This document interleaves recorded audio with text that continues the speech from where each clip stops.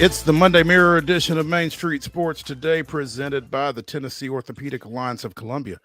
That's Wade Neely. I'm Maurice Patton. We're coming to you from our homes, and we will be here for the next couple of hours talking local, regional, and national sports. Looking forward to it. Wade, how's your Monday so far? Hey, not bad, Bo. Good to be back with you after a little elongated absence, but we're back, and I'm proud to report, it's kind of nice outside, and it's going to be nicer as the week rolls along, which is always a good thing, right? Anytime it's nice outside this time of year, it's a good thing. And like you said, it's going to get better as the week progresses, it appears, which is good because we've got some outside sports cranking up. We've got spring sports practicing. We've got girls flag football getting started this week. And to help us observe that, I guess, we've got Emily CROWELL from the TSSAA with us here in the second hour talking about girls flag. Williamson County and other areas across Middle Tennessee and across the state will be getting on the gridiron here pretty soon. So we're going to talk to Emily about that. In the next segment, we'll be joined by Jerry Palm of CBS Sports talking a little indoor sports, specifically men's basketball. He is the bracketologist for CBS Sports. We'll be talking a little college basketball. And it seems pretty quiet on the bracket front. It feels like folks have kind of settled into some roles here, surprisingly. As active and as up and down as some things were a couple of weeks ago, it feels like folks are kind of falling into place now. It might just kind of be the calm before the storm because we got conference tournaments looming here in 2-3 weeks, and that could change some things. But we'll check in with Jerry here in the next segment and see how that goes. We'll also be talking a little golf, little more college basketball, some football. Plenty going on this time of year. This is one of the favorite times of the year if you are a fan of sports in general, just because there is so much going on. Spring training and baseball. NASCAR is cranked up. They ran down in Atlanta this past weekend. We'll talk a little bit about that. All sorts of hoops. The combine is going on in Indy. So plenty to get to, and we're going to get to a pretty good bit of it here over the next couple of hours. Yeah, like you said, a lot to go into. Bracketologies when, this is kind of peak season for Jerry Palm and all of that crew as we start to decipher things, who's in, who's out, who's moving up, who's moving down, who doesn't have a snowball's chance, who maybe has a great chance. It's all part of that madness as we get rolling straight into bracketology. But right, it was a busy weekend and a big week on tap here, both locally, regionally, and nationally.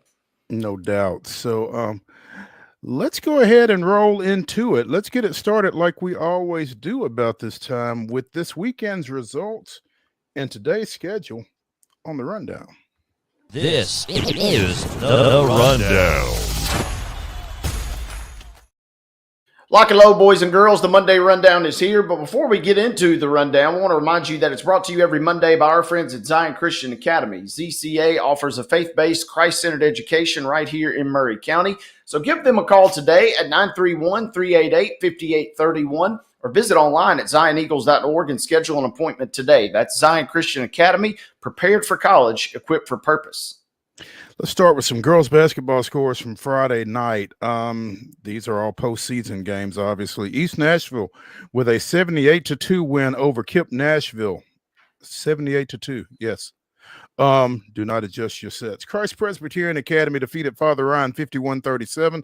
Webb School with a 41-36 win over Goodpasture. It was Lipscomb Academy 53, Harpeth Hall 44. Wilson Central edging Laverne 43-42. Tullahoma with a 40-28 win over Lawrence County. It was Franklin County 54, Murfreesboro Central 44. Providence Christian with a 51-33 win over Franklin Road Academy. Richland with a 66-19 win over Culleoka. It was Cornersville 46, Santa Fe 43. Stewart's Creek defeated Smyrna 61-36. Liberty Creek defeated Trousdale County 59-32. It was Westmoreland 51, White House Heritage 25, and Whites Creek with a 55-41 win over Stratford. Boys basketball action from Friday night. Nolensville picks up a 52-47 win versus Brentwood. Centennial on top of Summit 49-40. Eagleville 84, Huntland 22. Kip Nashville falls to East Nashville 67-53. BGA on top of Good Pasture 72-67. Independence 52, Page 44. Loretto with a nice win 56-33 versus Lewis County. Giles County wins virtually at the buzzer on a three-pointer from Damari Holt 64-62 versus Marshall County. John Overton with a 69-35 win versus McGavock. Mount Pleasant 63, Summertown 57. It was Providence Christian 57, Webb School 55. Franklin 67, Ravenwood 36. Lebanon 72, Smyrna 61. Stewart's Creek with a 57-48 win versus Wilson Central. Tullahoma 10 points better than Lawrence County, 52 for Lawrence County, 62 for Tullahoma. Whites Creek with a 55-41 win versus Stratford. That caps your high school action from Friday night. NBA action, the Grizzlies had to rally, but they did on the road, picking up a 105-104 win versus the Orlando Magic. Saturday girls basketball action. It was Cane Ridge 10 points better than Antioch, 46-36. Green Hill with a 46-37 win over Beach. Blackman down Riverdale 57-16. Brentwood got past Franklin 61-48. It was Lipscomb Academy 54, Christ Presbyterian 47. Cookville 56, Stewart's Creek 37.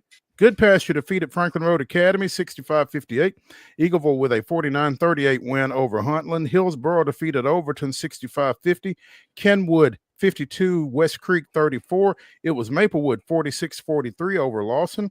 Lebanon defeating Wilson Central 76-31. Lewis County edges Battle Creek 54-51. Summertown upsets Loretto 39-31. Macon County with a 63-30 win over White House. It was Mount Juliet 52, Hendersonville 43, Page 49, Nolensville 43. Webb School with a 49-41 win over Providence Christian. Rockvale defeated Oakland 55-45. Smith County 47, Watertown 35. Springfield doubles up Clarksville Northeast 67-33. Stratford with that 2-0 win over Kip Nashville. That sounds like a forfeit. And Valor Collegiate 71, Hume Fogg 41. Other scores, let's go to the boys' side for Saturday, where Antioch defeats Cane Ridge 71-55. Franklin on top of Centennial 48-44. Cookville takes care of Stewart's Creek 53-41. It was Harpeth 53, East Hickman 39. Gallatin 54, Green Hill 50. Good Pasture on top of Webb School 72-58. It was Hendersonville 61, Beach 57. Hickman County 30 points better than Cheatham County 63-33. Houston County 65, McKenzie 51. Hume Fogg was a winner 63-46 versus Maplewood. Independence 52, Nolensville 40. Other scores, Joe Burns 65, Merrill Hyde 62, Hillsboro 63, John Overton 26. MLK on top of Lawson 54-46. It was Lebanon 51, Laverne 48. Westmoreland was a 43-41 winner versus Liberty Creek. Station Camp 50, Macon County 36. Blackman edging rival Oakland 53-42. It was Providence Christian 64, BGA 54. Richland was a big winner 69-31 versus Cornersville. Rockvale 66, Siegel 59. Rossview 91, Clarksville Northeast 47, Santa Fe slipping by Culleoka, 18-point advantage for the Wildcats, 58-40. It was Sycamore 41, Montgomery Central 39. Coming down the stretch, Jackson County with a 75-21 win versus Watertown, White House 59, Portland 54. White House Heritage takes care of Trousdale County 80-35. And final score in boys basketball Saturday night, it was East Nashville 57, Whites Creek 53. Women's basketball action from Saturday. Middle Tennessee State with a 59-46 win over Sam Houston State. Lipscomb edges Austin Peay 66-64. Tennessee Tech with an 84-71 win over Tennessee State. Delta State 53, Trevecca 45, Lindsey Wilson 70, Cumberland 63, and UT Southern with a 83-66 win over Blue Mountain. In men's action on Saturday, Tennessee goes on the road, picks up a 77-69 win at Texas A&M. Tennessee Tech defeats Tennessee Tech defeats Tennessee State 77-74. There we go. Middle Tennessee State 74, Sam Houston 70. Vanderbilt with a big win at home against Ole Miss, 77-72. Belmont edges Indiana State, 77-75. It was Trevecca, 76, Delta State, 69. Lindsey Wilson defeats Cumberland, 94-74, and UT Southern, 82.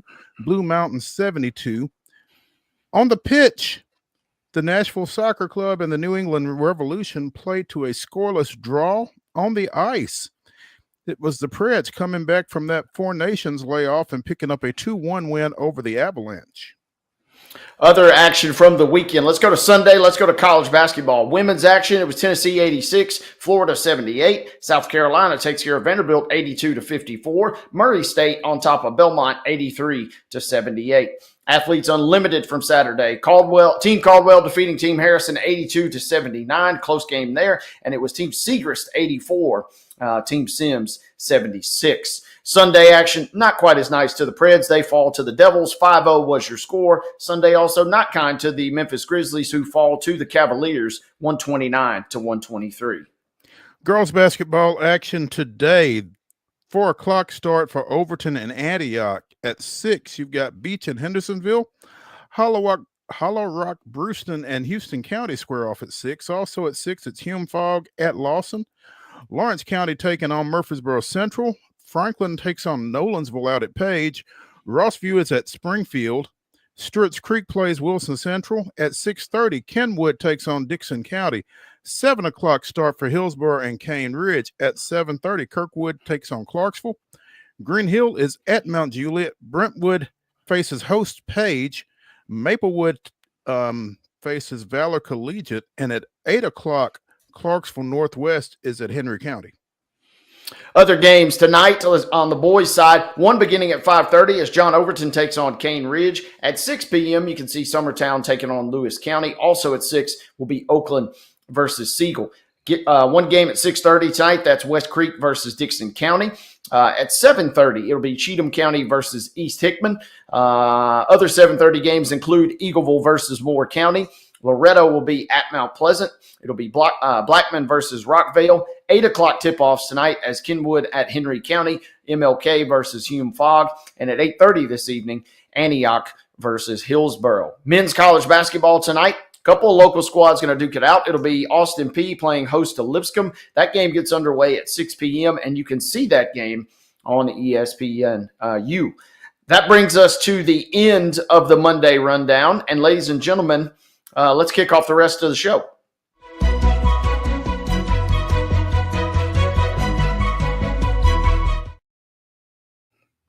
Your top story, as always, comes to you courtesy of Piggly Wiggly in Neely's Mill in Columbia. Be sure and check out their delicious daily deli lunch options available from 11 a.m. until 6 p.m. Also, their hand-cut meats and everything is cost plus 10% at the cash register. Piggly Wiggly, Neely's Mill, Columbia, bringing you our top story.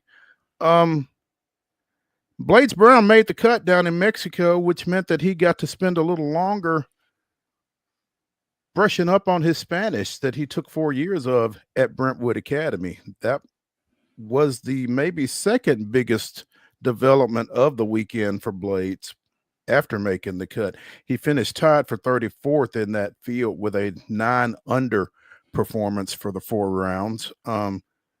So Blades Brown cashed his first check as a professional golfer this weekend. Congratulations to him. Yeah, good job by Blades. Had fun kind of keeping tabs on him Thursday through Sunday. And yes, through Sunday, because he kind of did what he needed to do to make the cut. You know, it was not a loaded field by any means. But, hey, for a guy that's starting out, he had played well in January in his debut and then followed up with a nice little run here, flirting with the top 20. You know, he had a couple shots down the stretch that maybe could have saw him climb up into that top 20 threshold. But really, really nice. Had a nice finish in his Friday round to kind of sneak him into contention for the rest of the weekend. Had about a 9-footer for par on number 17 Friday that luckily dropped to kind of get him in contention. And then, you know, just kind of going through the motions. We talked to him a couple weeks ago, and he said it was going to be fun. And he spoke to reporters after the event, said it was nice to tap into his high school Spanish a little bit and kind of, you know, show off his linguistics a little south of the border there. So all in all, a good start for Blades Brown. He had a great performance in January and now an even better showing south of the border here. Absolutely. Starts out 68, 69, finished with a 71 yesterday. So maybe kind of coasted home, relatively speaking, but he finished in the money, and that's a good thing at this point. So congrats to him again, making the cut, getting in 4 rounds. At the age of 17, out there on the professional tour, he's kind of fighting uphill, but every time he can make a field for 4 days, it's going to be a big deal, I think. So obviously we'll be keeping an eye on that and keeping an eye on him, and solid weekend for him, like you said. So yeah, a little over $35,000. Stash that away. Maybe start eyeballing what the next tournament is going to be, and start chipping some results. I mean, from not making the cut to making the cut, I mean, he's on a pretty good trajectory. I'm not saying he's going to win his next event, but he's on a pretty good trajectory through two thus far.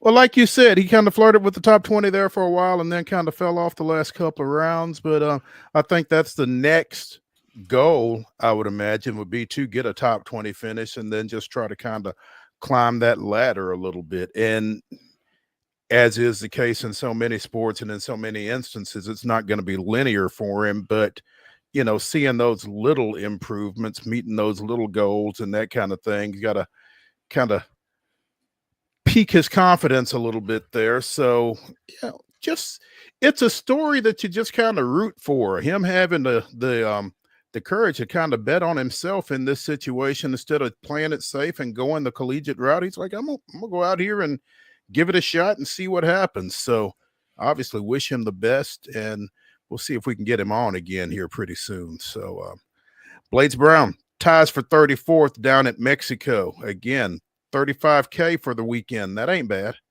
Not bad, not bad. And, it was neat listening to him talk to reporters after too. Said, on Friday when he's battling, trying to make the cut, making the cut, obviously, I think means, the paycheck is nice, but his goals are kind of long-term, right? So just making the cut and kind of extending his weekend and getting on that upward trajectory is the deal. But he said he was trying to turn it into little mini matches. He wasn't trying to go out and just shoot a number. He was trying to say, okay, let's shoot 2 under par on these last 2 holes. Kind of watching the cut line, kind of seeing what was going on, and knew it was going to be 3 or 4.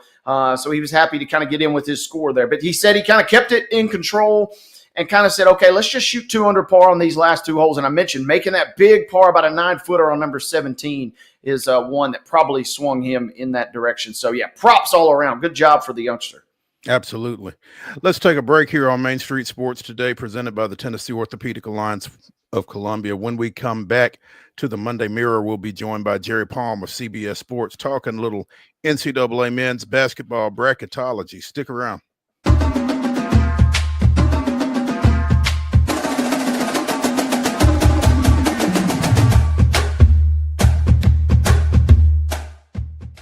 Whether you're an athlete or a weekend warrior, when it comes to your performance, don't settle for anything less than excellence. We're proud to announce that Mid-Tennessee Bone and Joint Clinic is now Tennessee Orthopedic Alliance of Columbia, where we are redefining sports medicine and orthopedics. Tennessee Orthopedic Alliance's team of expert sports medicine physicians understands the unique demands of your body. TOA Columbia specializes in personalized orthopedic care, offering state-of-the-art treatments for everything from sports injuries to joint replacements. Learn more at toacolumbia.com. Step into the Lionel retail store at Opry Mills, Nashville, and you'll be captivated by all the magic of the 123-year history of Lionel trains. Whether you're already a train enthusiast or just getting started, Lionel will energize your love for trains. NASCAR fan? Come check out your local Lionel station to learn all there is to know about model trains and die-cast NASCAR collectibles. Visit nashville.lionel.com or call 615-455-9399. Custom Stone Handler supplies over 600 distributors and suppliers with quality stone products. Along with River Stone, we produce and distribute over 100 building, landscape, and other bulk products. Our goal is to provide quality products, service, and partnerships to ensure our customers' success. We firmly believe that the measure of any person or company is how they treat other people and customers. Give them a call at 931-490-4990 or visit CustomStonehandlers.com.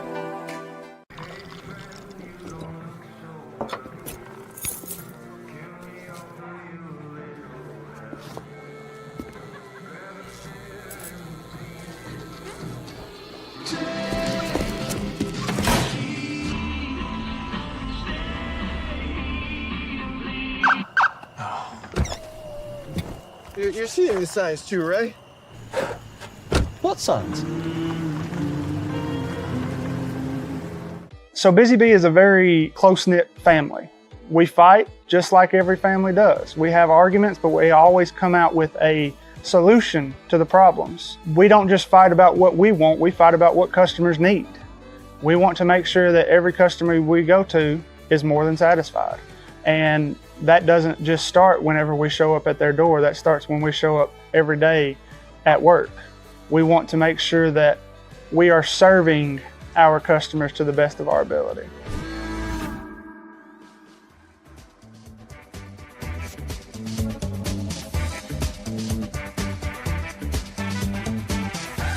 Welcome back to the Monday Mirror edition of Main Street Sports Today, presented by the Tennessee Orthopedic Alliance of Columbia. I'm Maurice Patton. That's Wade Neely, and we're pleased to be joined now by CBSSports.com's bracketologist, Jerry Palm, talking little bracketology. Jerry, happy Monday. Hey, how's it going, guys? What's up, Jerry? Better than last Monday when we were scheduled to have you, Jerry. Thank you. Appreciate you coming. Yeah, appreciate you coming back with us after that little delay there. Jerry, Wade and I were talking off air and then earlier in the show. It feels like maybe the top two seed lines have kind of settled in to some degree here over the last couple of weeks. Is that accurate? It feels kind of quiet at the very top. Yeah, it has been, but that doesn't mean it will stay that way. Mm-hmm. The only teams I feel like you can completely count on are Auburn and Duke. Auburn because they've just been so dominant, and Duke because they don't really have any challengers in the ACC. And as they showed on Saturday, maybe not too many other places either. So, I think those two are pretty solid. I think you could still see some movement among the other teams. But just this week's bracket, so from Friday to Monday, I had the top 6 teams in my bracket all won, and then only 3 of the next 14 won. So that's all the way through the 5 seeds, 11 losses from the number 7 overall to the number 20 overall. And that kind of thing can happen, and that's pretty chaotic. And there's nothing that's shielding the top 6 from being part of it. You've got a comment, though. When everyone loses, nobody loses. So, I mean, how much of a shakeup did that create for you up at maybe on the top 4 seed lines? Yeah, well, in a part, it depends on who you lost to over the weekend. But Michigan State got a win at Michigan on Friday. They ended up moving up 2 seed lines. And then there was probably half the teams moved one way or the other, 1 seed. So it wasn't, if you're the only team that loses in a group, that all won, the movement could be more dramatic. But when everybody's doing the same thing, you're either all winning or you're all losing, you don't see as many dramatic moves. And kind of among those, and kind of, I guess, Jerry, among those teams and those particular losses, anybody that really kind of had a yucky loss that maybe we could carry a little extra weight, or are they all relatively the same considering everybody did? There were quite a bit of losses this weekend. I mean, some were better than others, but none were so bad that somebody dropped 2 seed lines because of it. I mean, if you ask Purdue fans, blowing a 13-point halftime lead to Indiana is a bad. I didn't want to bring things up, Jerry, but that's all right. You went there. They went. What did they do? They did it. Indiana started the second half with a 28-3 run. That's not exactly good defense or offense. So the right team won, but Purdue isn't. I've even kind of mentioned it in my column today. It's like Purdue has lost 4 in a row, but they're losing to good teams, and so they're not really being hurt as much as a 4-game losing streak might hurt someone else. Gotcha. Jared Palm of CBS Sports here with us talking a little bracketology. Obviously, a lot of interest / concern with Tennessee right now, but it feels like the Vols are kind of evening things out a little bit. And again, it feels like they have just kind of settled into that number 2 seed, which isn't a bad place to be. They were ranked number 1 there for a while. They've had some outings where offense didn't come very easily for them, wasn't very pretty, but they've eked out a couple of wins here of late, and again, they've just kind of fallen into that number 2 seed. You've got them number 2 in the East, where Duke is the number 1, and I feel like most folks would take that. Well, yeah, I mean, I don't know that I want Duke in my region, but that's.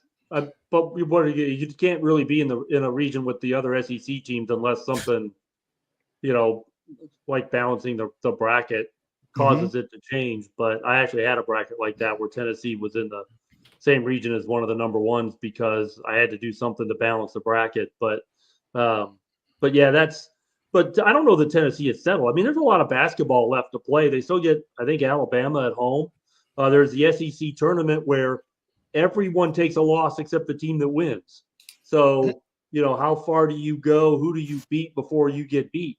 And, or, in Tennessee's case, if they don't get beat, if they're the SEC tournament champion, they'll be a 1. So, there's still opportunities for Tennessee to move up. They're number 5 overall. So they're not that far. It might just be somebody beats Florida and all of a sudden there's room for Tennessee up there. Jerry, I'm kind of curious your thoughts. There may not be a way to really answer this, but among the SEC teams, which team seeding, I guess, is on the shakiest ground currently, or who's the most volatile in terms of could go up, could go down in your mind in the SEC? Well, probably the Mississippi schools because they're kind of close to the middle of the bracket where where the teams are more alike. So one result can have a bigger impact. But I've also been looking at the bottom of the bracket where Texas, Arkansas, Georgia, every bracket I do, those 3 teams kind of switch around a little. I've had 2 of them among the first 4 in and 1 among the first 4 out, but it's not the same team every bracket. So, this week Georgia's the team that's out. Texas and Arkansas are in. Texas. Oh no, actually Texas might be out. I think they might. Texas is out. You got Texas and Georgia both out, and Arkansas in right now. Yeah. So finally got it switched to 1 and 2 because Texas took a bad loss. Georgia's loss not so bad, but it's those 3 teams just kind of flitter in and around the cut line. Oklahoma and Vanderbilt have been spending time in the neighborhood of the cut line, but not so close to it that you worry about them going out yet. Although I still consider both of them to be bubble teams, in part just because of the league they're in, the schedules they have left, and the chance to take a high enough number of losses to push yourself out. Stepping away from the SEC because that's pretty much where Wade does a better job of this than I do, probably, of looking at things on a more national level because of his Wolverines primarily. But I mean, is there anybody else out there that might give an SEC team some consternation at some point, just in terms of in and out? Is there somebody that they need to be concerned with, maybe? You mean in and out at the bottom of the bracket? Yeah. Well, Indiana just pushed their way in after the win over Purdue, so they're back in the bracket. I wouldn't rule out North Carolina as much as their resume looks like it's not going to make it. You never know. They beat Duke, all of a sudden they've got new life. There are all kinds of teams. Nebraska's in that neighborhood. There are 5 SEC teams down there. They're all fighting with each other. There's a lot of competition down there at the bottom of the bracket. The bubble is still pretty large, which is, kind of unusual for this time of year. But you've got Wake Forest down there. You've got West Virginia down there. Boise State's on the bubble. Gonzaga's on the bubble. They're a weird team. Cincinnati's on the bubble, but they're going to need to really come on strong if they're going to make it. Xavier's on the bubble. So, yeah, there's a lot of teams down there that, can really cause some problems for, themselves or someone else. Right. Yeah, and you mentioned, Jerry, while we're going national, let's go really national. How concerned should Gonzaga be for a team that has never missed the tournament under Mark Few after they suffer getting swept by St. Mary's, including a tough one at home Saturday night? Yeah, I wrote about them in Bubble Watch today, so you can read the full details there. But the short version is Gonzaga is a team. There are 2 sets of metrics on the team sheets. There's predictive ones that are heavily influenced by scoring margin, and there's resume quality ones which are not influenced at all. And Gonzaga is 11th on average in the metrics that are predictive, and they're in the mid 40s in the other one. And I don't remember ever seeing a team that was in contention for a spot in the bracket that was so disparate with these two groups of metrics. And their resume looks a lot more like the one in the 40s. Their best wins are Baylor, which is a 9 seed, San Diego State, a 10, Indiana, one of the last four teams in the bracket. And they've got a bunch of losses, most of which are to other, tournament teams, but they also have losses to Oregon State and Santa Clara that are not tournament teams, or not going to be tournament teams. And so just the lack of quality wins, and not just lacking in number, but really lacking in quality. They don't have a win over anybody in the top half of the bracket. That's not the kind of a resume that merits any kind of a ranking in the teens, but certainly a ranking in the 40s or something close to it makes a lot more sense. I actually had them as a 10 in today's bracket, which is 37 to 40 overall. But then I had to switch it up with BYU and put BYU down to find a place so that BYU could play or avoid playing on Sunday. That's the nuance to putting the bracket together, I guess, Jerry, too, because obviously if BYU is in, that's something that the committee has to consider, that they can't play on certain days, and it's really just Sunday. But yeah, it's just one more wrench in what's going to be a difficult bracket to manage anyway, because you're going to have three conferences put so many teams in the field. And so you're trying to keep those teams separated. You're trying to avoid rematches. You got all this stuff, all these rules you got to follow. And then you got to worry about BYU only being able to play in half the regions. Talk about Indiana for a second, Jerry. I don't mean to continue your pain from that ball game, but I mean, they really seem like a weird situation. I mean, Mike Woodson is not coming back. They've basically got a lame duck coaching situation, and obviously they've not performed on a consistent basis. That's how they got there. But right now they're looking like a team that's in the field.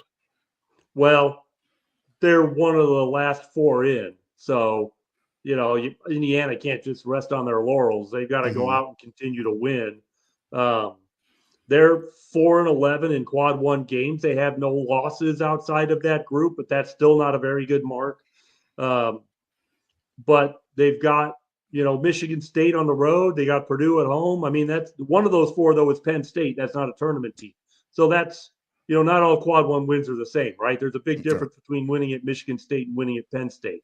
But they're both quad one wins. They have home Penn State left. They've got to go to Washington and Oregon. And Oregon's a tournament team, and they get Ohio State at home. So they only have one game left where they can help themselves, and three left that they can hurt themselves. And that's the thing about Indiana, is that they're just not consistent in their effort and intensity. And so you never know what you're going to get from game to game. Now, they're going to show up for Purdue, which, they did in both games. But, you just don't know. Will they show up for Penn State? Maybe. Will they show up for Oregon? Might not matter. It's really just so hard to predict what Indiana is going to do, because they've been so hit and miss just in terms of, the intensity they bring to a game. And that you just can't take. You got to bring it every night. It's the Big Ten. You got to bring it every night. I don't care how good that particular team is in the Big Ten. If you show up and you're only going 75%, you're going home with a loss. Jerry, you mentioned you mentioned Ole Miss earlier, and my question is, was Vanderbilt's win over Ole Miss perhaps better for Vanderbilt, or in your mind maybe more damaging for Ole Miss for their chances going forward? It was definitely better for Vanderbilt, because Vanderbilt was starting to trend down toward the cut line a little bit. So, that gives them a cushion. Now it's a little more of a cushion toward, safety in the field. Now they're not safe yet, but they're 3-8 in quad one games. Their only loss outside of that is to Drake, the leader in the Missouri Valley. So that's not really that bad a loss. All of their best wins have come at home. Tennessee, Kentucky, Ole Miss, all at home. Texas too. So if they really want to start to secure something, they need to beat someone of quality off their home floor. A&M is next. Georgia's at the end. Conference tournaments off their home floor, even if it's in their hometown. So, there's going to be opportunities for them. But if all of their best wins are still home games at the end, Selection Sunday could be kind of nervous for them. Would that win potentially, hypothetically, versus Texas A&M on the road? Would that be almost enough to pretty much put Commodore fans at ease in your mind? Well, much more at ease anyway. Okay. I mean, that would be still a big hole in their resume. That's a great team, Texas A&M. So it's the best win they can probably get left, before the conference tournament for sure. So, yeah, I mean, that would be huge for them, but they can't just lose the other 3 games and think they're done. Right. Okay. Jerry, for where Vanderbilt came from at the beginning of this season with a new coach and with a revamped roster, basically, have they benefited the most from being a member of the Southeastern Conference of any SEC team? That's a good question. I don't know. I haven't really thought about that aspect in particular. Their strength of schedule has certainly benefited from being in the SEC, but that's true of everybody. So, Vanderbilt is losing a bunch of games, but they're not taking bad losses. But in the end, maybe in a different league with maybe a less challenging schedule where you can stack more wins, maybe being in the ACC would have been better for them this year. And maybe, in a different year when their roster's built up a little more, they might be more competitive week in and week out in the SEC.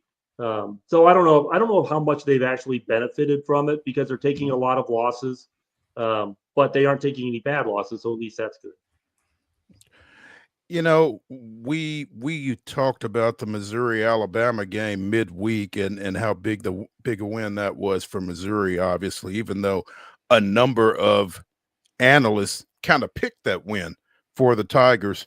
For them to turn around and lose to Arkansas, is that just, again, the volatility of the SEC, or is that an indication of, maybe something to be concerned with Missouri?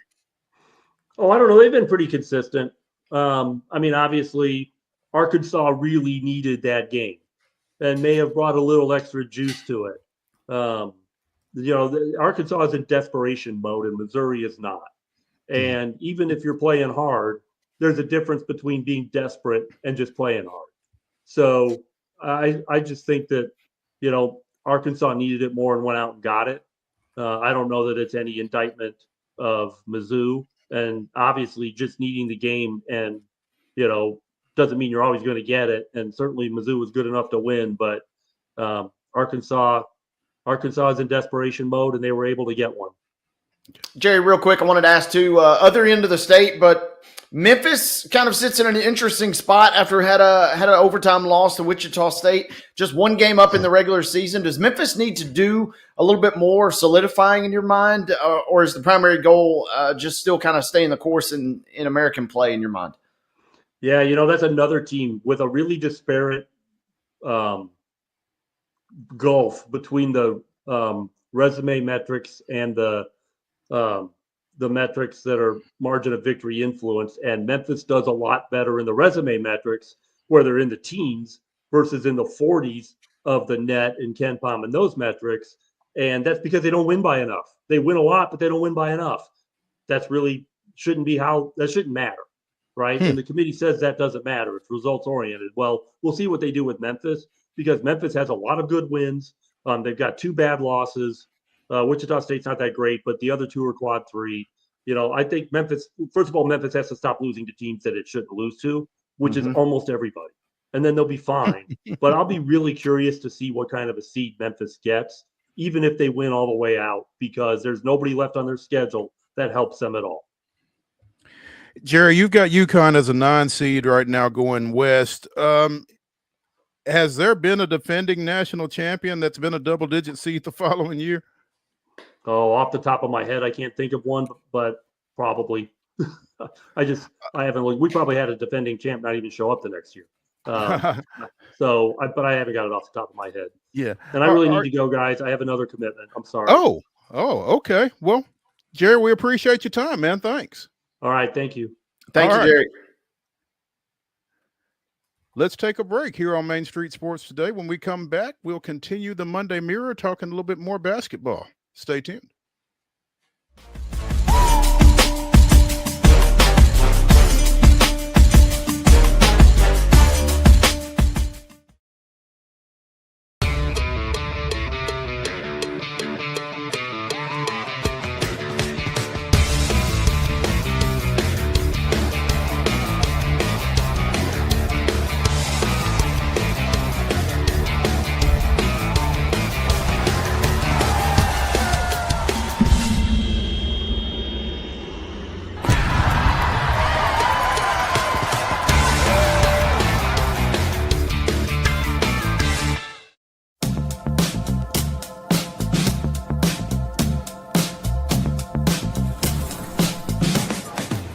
Do you want to be a bad man?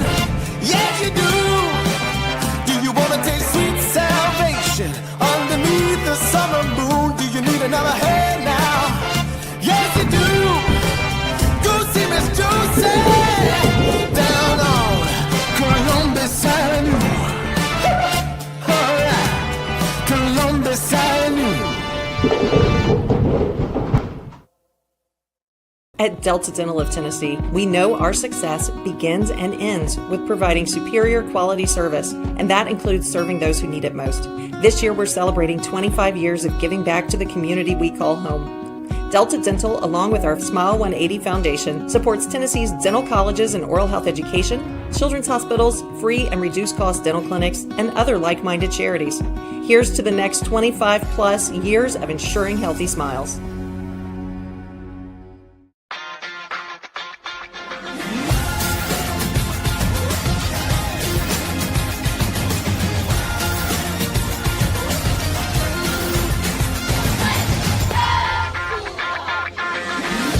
Whether you're an athlete or a weekend warrior, when it comes to your performance, don't settle for anything less than excellence. We're proud to announce that Mid-Tennessee Bone and Joint Clinic is now Tennessee Orthopedic Alliance of Columbia, where we are redefining sports medicine and orthopedics. Tennessee Orthopedic Alliance's team of expert sports medicine physicians understands the unique demands of your body. TOA Columbia specializes in personalized orthopedic care, offering state-of-the-art treatments for everything from sports injuries to joint replacements. Learn more at toacolumbia.com.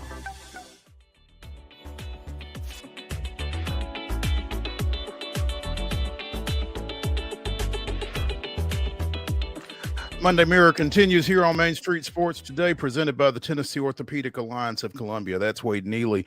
I'm Maurice Patton. As we said, we'll continue the basketball talk because, again, Vanderbilt did pick up a big win over the weekend, defeating visiting Mississippi State 77-72 in the return of Malik Dia, former Vanderbilt signee, who is now a Rebel via Belmont. And I'm sure we'll talk more about him and that game tomorrow when we have Joe Sullivan with us. I don't know if you saw any of the highlights, but one of them for Ole Miss was a three-pointer from about the sideline at the right free throw extended from Dia, and he stroked it like it was a layup. I think that's what has kind of fascinated folks about his game pretty much the whole time. A big guy who can really knock that shot down. And I think he was their leading scorer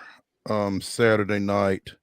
Yeah, 22.7 boards in a 5-point loss for Ole Miss. But yeah, as we said going into that game, and as Jerry kind of echoed in the last segment before he had to take off, big win for Vanderbilt in terms of keeping their NCAA tournament talk going. Obviously, they do need to get one on the road, but you got to get those at home as well. Yeah, for sure. And for Vanderbilt, this is going to sound weird, right? But by winning the game, they're also not losing, and they're in a weird spot. They need kind of nice wins, but they also just need to avoid losses from here on out. A signature win like at Texas A&M would certainly be great, but as Jerry just mentioned, if you lose the next three, Missouri, Arkansas, and Georgia, it kind of doesn't really do you any favors. So that is a nice victory for Vanderbilt. really, if nothing else, just to kind of get them back to good, because they had kind of fallen into a funk, and all of that good momentum, all that good juju had kind of seemingly started to slip from them. Murderer's row or not, with Auburn, Tennessee, and Kentucky, 3 losses in a row is 3 losses in a row. And that was a nice one to be able to get, especially playing at home versus Ole Miss. 18-9 overall, 6-8 in league play right now. And you know, as much as you'd like to get one on the road, if they just hold serve at home and they get to 8-10, which is kind of what we've talked about with Joe Sullivan on various occasions, 8-10 might be enough in this league. Might be enough. And the good news is, you know, it might be enough, and the bubble could, you know, break in your favor, right? Mm-hmm. It might also be enough, and then all of a sudden the right team or the wrong team wins or loses a game in the stretch, and now all of a sudden you become a team on the bubble. The weird thing about it is sometimes you don't decide if you're on the bubble or not. Your resume kind of is impacted by what the other teams do. But if you're Vanderbilt, if you can somehow, again, piece together an extra win or two, it'd be really, really nice. The Missouri win would be great at home, but if you could somehow, some way, snag that Texas A&M win, even as Jerry just said, you could probably still lose all 3 and find yourself smack dab on the bubble, which, looking in the grand scheme of things, if you're a Vanderbilt fan going into this season, you'll take being on the bubble, right? Right. Yeah. It tells you where you've come right now, the fact you're going to be kind of upset if you don't make the tournament. Yeah, just the fact that you're in that conversation at this point, coming from where they're coming from, has to be a little bit of a victory. I mean, I know they're not into moral victories over there on West End, but just the reality of it, you didn't expect to be here. Kind of like football. Yeah, putting a team together kind of from scratch. I mean, it can be done a little easier in basketball for sure because of, you know, the significance of 1 or 2 players, but also just the sheer roster size. But putting together a team this quickly with a brand new coaching staff and being in this position, you're playing with house money in a lot of regards if you're Vanderbilt. What's really wild about this Vanderbilt team, and I don't know if it's cool or not necessarily, but, you know, it's different names from night to night. Chris Mignon was the big mover for him on Saturday. Had a big game for him, finished with 16.7 boards, one of 4 double-digit scores for him in that win. But you know, a lot of times you're talking about Hoggard or Edwards or McLaughlin, but again, it was Mignon on Saturday that kind of got them over the hump in that 5-point victory. And I imagine that makes them tough to get ready for, but you know, maybe you'd like a little bit more consistency from night to night, but it's nice to have different folks that can go out and get it done, I would think.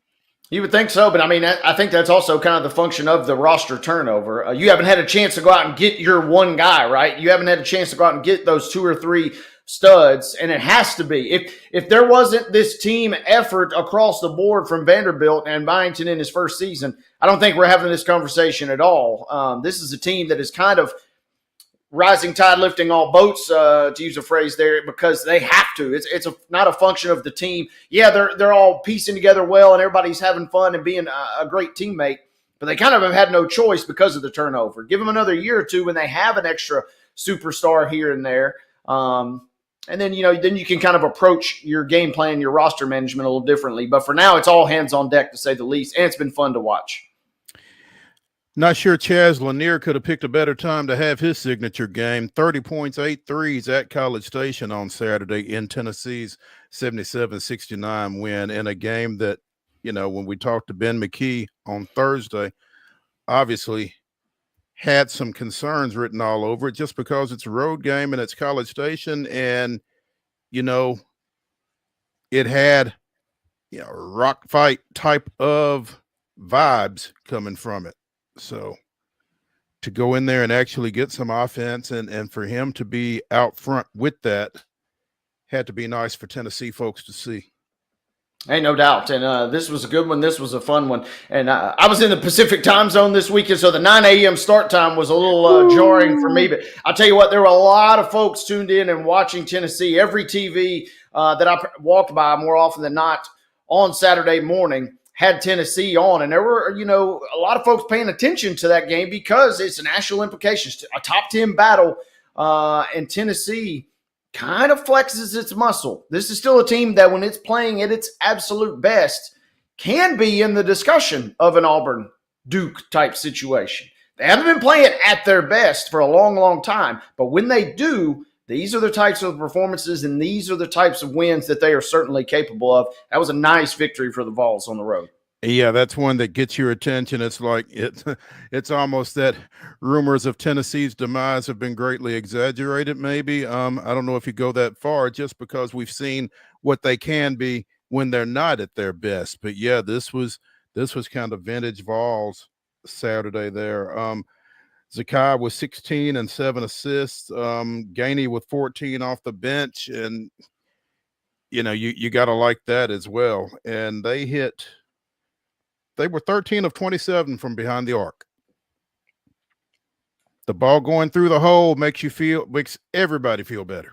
Yeah, Tennessee's hitting 13 threes. They're going to win a lot of games. I'm just going to go ahead and tell you that right now. That's a team that plays defense well enough, but also finds other ways to get the offense going. That's bonus baskets for Tennessee, and that's a big, big victory for them. We talked a little bit about Missouri and Arkansas. And I like the way Jerry kind of characterized that situation. That was a desperate Arkansas team in terms of their NCAA tournament chances, and they got Missouri on their floor Saturday and took care of business in that one, 92-85. And seeing this one, just based on what we thought we kind of knew about the teams, just when you thought you could kind of trust Missouri a little bit, it kind of proves, the only real team that is kind of unflappable, so to speak, does appear to be Auburn at this point. Any other team is kind of almost they have to show up or else they're going to be in trouble. And Missouri didn't necessarily show up, but we also got the benefit of Arkansas, who is kind of like a Vanderbilt version on steroids, right? Calipari might have expedited, and I know they've had some key injuries this year, but they're still playing with a little bit more top-end talent than Vanderbilt. And when that top-end talent is on the same page, is playing well, this is the type of win that they can go out and snag. And I'll be real curious to see. I think their body of work maybe, and with injuries, it may not be enough to really kind of fuel them, but the schedule, if nothing else, is great for them. They got the win versus Missouri, and then they close with Texas, South Carolina, and Vanderbilt before they wrap it up versus Mississippi State. So maybe Arkansas, if there ever was a time to kind of start kicking things into gear down the stretch, this is it. Now, Texas and Mississippi State are at home. They go to South Carolina. They go to Vanderbilt. Mm-hmm. But I tell you, man, that environment over there, when they get it going, it can be, I don't know if intimidating is the right word, but it can be quite raucous. So home is a little bit of a boost for the Hogs, I think. We mentioned South Carolina. Congrats to the Gamecocks.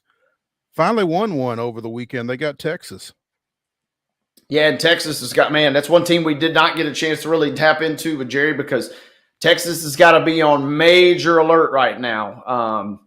Not just metrics-wise, but just, if nothing else, if you think reputation matters any and all to the committee, just the fact that you say the words, you lost to South Carolina, I know they're a good team, and, I know that they've just kind of been snake bit with the way their season has gone. But that's a loss that could set you back just in terms of reputation alone. So good win for the Gamecocks. First one is always sweet. But Texas has got to be really frustrated with that one from Saturday. That's a tough one for Rodney Terry and the Longhorns for sure. Swinging into Sunday, Tennessee was down 37-28 in Gainesville at halftime yesterday. 37-28. Digest that for a second, because they scored 37 points in the third quarter and turned that game completely on its head and went on to knock Florida off. 37 points in a quarter. I don't know that there's a whole lot else to say. When they get that defense going and when they're knocking down shots, and then when they're knocking down threes, they are really hard to handle, and Florida kind of saw that yesterday in an 86-78 loss. Yeah, Tennessee survives what would have been a kind of a gross loss, right? You know, Florida right there at 500. But you're right. You score 37 in a quarter. They gave up 20, which is right around what they gave up to Florida every quarter for the duration of that game. But when you go out and you have, that's the kind of the top end level that Tennessee is capable of. And that kind of makes you a little concerned if you're the rest of the SEC, because Tennessee's kind of been that all year long. When they kind of click and get it all together, they can beat anybody. As we saw with anybody. UConn. Yeah. But the question is, can they put it all together? And right now the answer's kind of largely been, we got to wait and see. Yeah. Maybe. When they're at their absolute best, they can destroy anybody. And the fact that they were able to do that kind of save some face and get a nice win on the road at Florida. That's good to keep things kind of trending in the upward direction there for the Lady Vols. I think the concern might be coming out of, again, an 8-point win at Florida, was that you had to be at your best because you certainly weren't at your best early on. If you had just kind of been meh early, maybe you don't have to go out and score 37 in a quarter. But the fact that you've got that in your back pocket doesn't hurt. Michaela Blake's only 19 points Sunday as Vanderbilt lost to visiting South Carolina 82-54. Yeah, I mean, what else do you need to say, right? Yeah. What was crazy, though, watching that game and seeing some of the Southeastern Conference figures that she's being mentioned with in terms of the 50-point games with Shannon Johnson and Jocelyn Penn from South Carolina, who I saw play eons ago, and her average and being mentioned along with LaToya Thomas from Mississippi State, who was an absolute stud. And again, she's just a freshman. And again, I hate to, be a wet blanket, but in this day and time, how long is she at Vanderbilt? Well, I'm sitting here thinking, hey, it's great she only scored 19 because Dawn Staley was getting ready to go knock on that door after the game and say, you went for 50 versus us. How about you come play for us next year? Come and get 50 for us. Yeah, let me holler at you for a minute. Yeah, absolutely. Yeah, it's and I hate that this is where we are, but this is where we are. I mean, yeah, it's part of the beast, and especially a part of beast at a school like Vanderbilt, right? Who's kind of, a nice, great story as an institution, but they certainly are not in the blue blood realm. And speaking of blue bloods real quick, big win for South Carolina, obviously on the road. And, maybe on a day where Notre Dame goes down in double overtime, South Carolina kind of creeping back up in after it looked like they were kind of toiling a little bit. And that tournament, number 1 Texas, is going to be riveting. So we'll be keeping an eye on all of that here next week. This is the final week of the regular season for SEC women's play. Yeah, Tennessee at Kentucky, huge game on Thursday night. Final 2 games for pretty much everybody. So we'll get a pretty firm kind of feel for where everybody is sitting after this weekend, obviously. Absolutely. Our number 1 here on the Monday Mirror edition of Main Street Sports Today, presented by the Tennessee Orthopedic Alliance of Columbia, is in the books. Let's take a break. Come back for hour number 2, talk a little football. Stick around.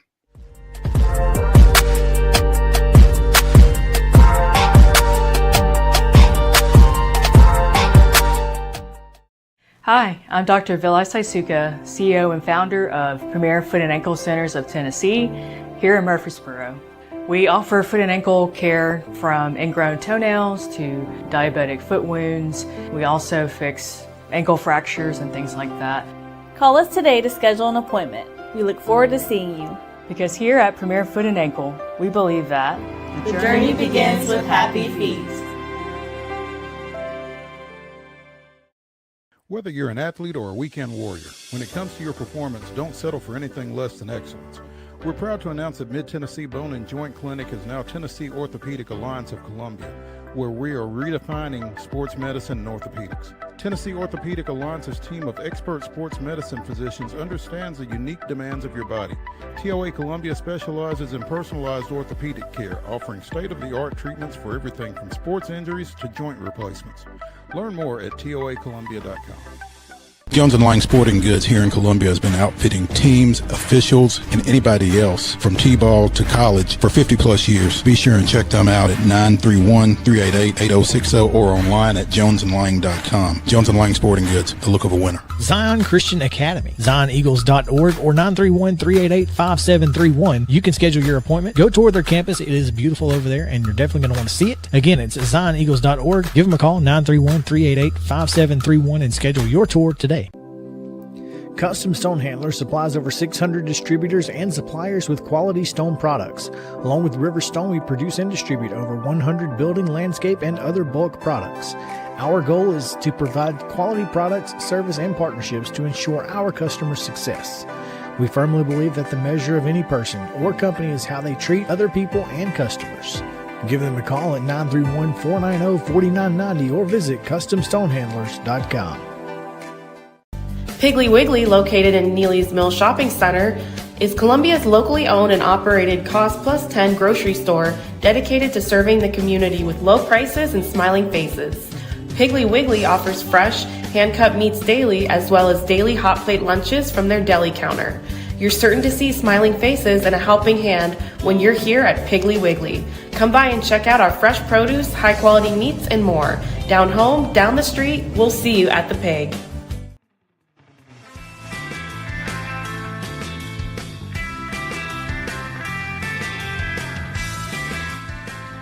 Hour number 2 of the Monday Mirror edition of Main Street Sports Today, presented by the Tennessee Orthopedic Alliance of Columbia, starts right now. That's Wade Neely. I'm Maurice Patton, and the Combine is off and running in Indianapolis. And if you are a team that's interested in Shedeur Sanders, how bothered are you that he's not going to throw at the Combine? Are you bothered? Does it matter? I think if you're a team that's interested in Shedeur Sanders, you probably don't need to see anything already, right? I mean, the teams that perhaps quote unquote need, or definitely the teams that want him, if nothing else, you don't want him throwing and, maybe getting somebody else's attention is the way I'm thinking about that if I'm a GM. I'm not necessarily putting a ton of stock in that. And obviously we've seen, guys that don't go to the Combine still able to put together some nice tape elsewhere. I feel like you're okay with that. Looking at an article regarding this topic on NFL.com, Caleb Williams and Jaden Daniels didn't throw last year. Seemed to work out pretty well. It's been a trend recently for top quarterback prospects to sit out the drills at the unfamiliar territory of the Combine and throw at their pro days, which is what Sanders intends to do. And, I mean, I can see that, if for no other reason than maybe you're throwing to your guys. There's probably something to that as opposed to not necessarily having that report with those receivers that you're going to be throwing to in Indianapolis. So, I don't know. But it's I don't know how big a deal it is, but it's a deal. Now, during the season, he threw for 4,134 yards and 37 touchdowns. So, it's not like he can't throw. Yeah, and I mean, what you just said about, doing at the pro day, which I don't know if he'll be able to secure the services of Travis Hunter to come back to his pro day, but we'll see. But he certainly got, obviously, familiarity with the rest of the guys. But you're exactly right. You that's how Zach Wilson ends up as the number 2 pick because he absolutely dazzled everybody. Well, he dazzled the Jets, at least, with his pro day performance. Mm-hmm. And so being able to do that, like I said, I think if you go to the Combine, if you've already got the whispers of being the top QB, certainly the top 2 QBs, what really good, quote unquote, can you do? If this was a really, really weak draft or a really, really, weak quarterback draft, if we're talking guys, no quarterbacks in the first round, maybe then you consider going to the Combine. Maybe you have a chance to elevate yourself. But I think Shedeur is probably okay. And to me, that says, if a team or two is already interested, why give, a chance for them to maybe pick apart and see something they don't necessarily like? Keep things on your terms. Yeah. And I mean, it's kind of like you say about some of these high school kids going to these exposure camps. Yeah, you get exposed. All right. I mean, And this time of year, it kind of gets to be the silly season between the end of the season and the draft, where folks are just kind of starting to shoot holes in people's game and that kind of thing anyway. And so to your point, maybe by not throwing, he lessens the opportunity for folks to find what's wrong with Shedeur Sanders rather than what's right with Shedeur Sanders. So, yeah, I mean, I'm sure he's got his reasons for not throwing, and I'm sure they make sense. But at the same time, it's kind of interesting that you go to the event, but you're not going to take part in it in its entirety. But that young man's, it's his future, and two, he's got a bright one. And so whatever he can do to, kind of secure that and keep things on his terms, like you said, more power to him. Speaking of quarterback, hey, real quick, at number 3, he's got a guy that knows a little bit of something about being able to play the professional game, kind of whisper in his ear. So Shedeur ain't necessarily making these decisions on his own. Pops is looking out for him in the best regard as well. Yeah, that's when you've got a Hall of Famer that you can, reach out to like that. That shouldn't be underestimated, just in terms of the importance of it going through this journey as Shedeur is. Speaking of Dion and Dallas, are the Cowboys going to take a quarterback? It sounds as if that's on their radar. Well, I mean, we've talked a lot about their quarterback room and the wild contract that Prescott is in and the weird kind of continued Trey Lance NFL tenure. I mean, I wouldn't be shocked by anything the Cowboys do. I wouldn't be shocked if the Cowboys went out and took a quarterback in the first round for some reason. I mean, anything and everything feels like it's always on the table with that franchise. Prescott is, given the size of his contract, this may not be a shock necessarily, but apparently he is the only quarterback currently under contract for Dallas. So I don't know what Lance's situation is. I guess he's a free. Yeah, he and Cooper Rush are both set to be free agents.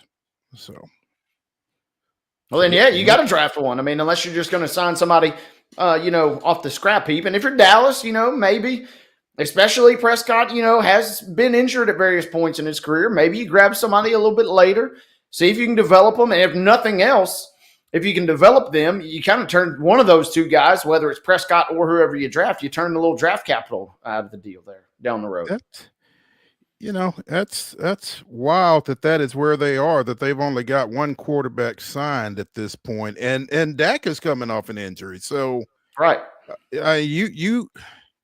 You got to sign somebody, though, don't you? Just because Dak is coming off an injury.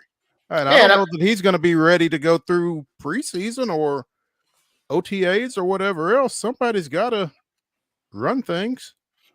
Well, and that's what I kind of mentioned, right? And if you are not going to bring back Rush, or, who knows if they'll bring one of those two guys back. But if you only bring back one, then you kind of, even teams that are pretty solid in their quarterback options, kind of, you always want to have somebody in the hopper, whether that's, maybe find a diamond in the rough for your own franchise, or if nothing else, you can turn that into a different asset down the road. So if they only bring back one of those two guys, then yeah, it definitely feels like snag somebody at some point. And I don't know the particulars on either one of their contracts, but it definitely feels like both will not be returning to back up Prescott. Yeah, and if it's only one, it certainly feels like it's going to be Rush. I mean, as we watch the end of the season unfold and Trey Lance couldn't get on the field, it's that whole situation was really odd to me, even at a point where, winning or losing wasn't going to impact the bottom line for this team. Why you didn't throw Lance out there just to see what he would look like was really kind of odd to me. So it feels like the book has certainly been closed on Trey Lance in Dallas, and I don't know that it ever really got open, but that's just an odd situation all the way around, given the promise that it felt like he came into the league with, first at San Francisco and then, getting moved to Dallas. So, Yeah, and it's going to be interesting, right? If he does not return, someone will snag him in some capacity, whether he fits that pure backup role or whether it's, kind of as your quote unquote emergency guy. I think everybody's still, because we didn't see a lot of him in Dallas, there's still kind of this odd, intrigue, I think, for at least one or two franchises. We're talking about still a guy that's only 24 years old. So somebody will give him a little bit of a deal here, and it'll be interesting to see who that is and kind of what their plans are for Trey Lance. For sure. Former Vanderbilt defensive coordinator Bob Shoop is back on West End. He's been brought in as senior defensive analyst under Clark Lee. He was DC under Franklin from 2011 to 2013. Most recently, he was at Marshall as safeties coach last year. Spent a year with the Birmingham Stallions of the USFL. 1 year at South Florida, 1 year at Miami, and 1 year with the Wolverines, in addition to a couple of seasons up at UT as defensive coordinator. He's also been at Mississippi State, and again, had some success at Vanderbilt. They were top 25 in total defense all three of his seasons in town. Held opponents to 18.8 points per game in 2012. Forced 30 turnovers a year later, the 10th best mark nationally, and they won 9 games each of those 2 years. So good guy to have around, would seem like. Yeah, absolutely. Bring in a guy who's got some defensive coordinator experience at a number of different stops, varying degrees of success at some high-profile programs. Bring him in as an analyst. That's a great get for Vanderbilt in that regard. Kind of finding somebody that has defensive caliber type top-end coaching ability and kind of stashing him a little bit lower on your staff. That seems like a good get for Lee and company. Yeah, it really does. And just, kind of adding a little bit more salt to that staff that's already got Jerry Kill, among other folks. So, obviously Kill has been a boon for that offense, and maybe Shoop just kind of continues to help shore up that defense. So, Vanderbilt kind of got some expectations coming off the year that they're coming off of, and trying to get things right to get ready for 25. Feels like Shoop, like you said, is a nice addition to those efforts. We talked late last week about former Georgia and current Miami quarterback Carson Beck. He and his girlfriend Hannah Cavender having 3 cars stolen. Her Range Rover, his Mercedes, and his Lambo. Well, the Mercedes and the Range Rover have been recovered and an arrest has been made. The Lambo is still at large. And in Miami, good luck. Tyquan Anderson, a former defensive tackle at True North Classical Academy in Miami, confessed to the burglary during questioning. Faces charges of burglary of an occupied dwelling, first-degree grand theft, and grand theft of a vehicle. He and 3 others broke into the home and, again, stole the 3 cars. This is nuts.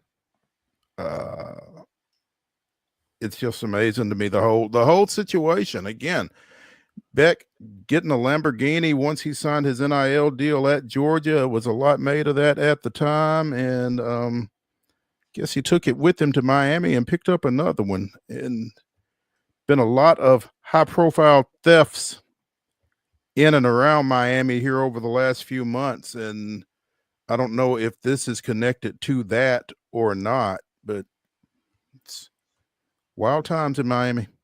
Be careful down there. Hey, got to be careful. And, this is the part that was interesting, too. It sounds like at least one of the cars, though, was in the garage. But, I mean, Spencer Hall, I got to give Spencer Hall some props. I was listening to him, his appearance on The Right Time with Bomani Jones this weekend. And Spencer pointed out, You know, a couple of the cars, though, were not even in. I mean, there's only one car in the garage. So you got 2 cars on the street. I don't necessarily know I'm leaving any car on the street in Miami if they're of that caliber, let alone my precious Benz or my precious Range Rover, right? I mean, you got to protect all those at all costs. It would seem. I mean, you maybe you need a bigger garage if you can't get them all in off the street. I don't know. Yeah. If you've got the funds for that, you at least got to be able to have a 3-car garage. Come on now. Oh, one would think. Hashtag priorities there, right? Yeah. Finally, before we get out of this segment, we mentioned a few weeks ago Deshaun Jackson had been hired as head coach at Delaware State, the former Eagles receiver, among other positions. Well, he was also with the Washington franchise of the NFL at one time, and he's being joined on his staff by former Washington running back Clinton Portis, who played at the U. This will be the first coaching gig for Portis, former NFL Rookie of the Year with the Broncos, who had some legal issues at one time, got caught up in a fraudulent situation dealing with some medical insurance, I think, but has gotten over that, and again is now joining the staff at Delaware State with Deshaun Jackson. So should be interesting, should help with some recruiting, and should help with some instruction, I would think, as well. You would think, right? I mean, that's got to be your blueprint if you're kind of approaching this, is to try and get some funds. I'm reading an article on Sports Illustrated. 3 key elements you got to have here for Delaware State. Upgrades. They're looking already at $25 to $30 million in facility upgrades. Veterans on staff. Yeah, you bring in Portis. They also got former NFL receiver Sammy Parker and an offensive lineman from the Patriots, Eugene Chung, on the list. That's kind of step 2. And then local recruiting, right? Everything about this is to just kind of elevate the profile.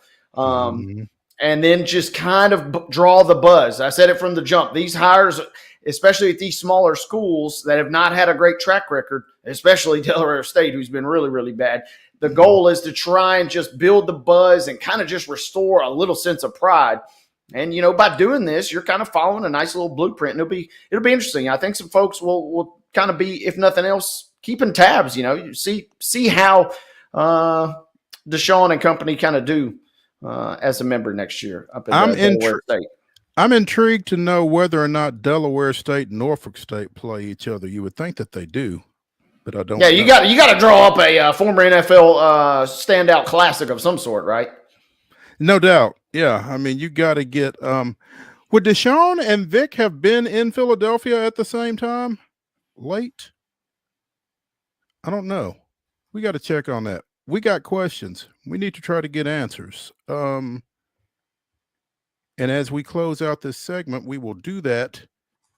Also, we're going to get some answers in the next segment from Emily Crowell of the TSSAA as we talk a little girls flag football that gets rolling this week across Middle Tennessee for sure, and points beyond as well. So stick around here on Main Street Sports Today, presented by the Tennessee Orthopedic Alliance of Columbia. We'll be right back.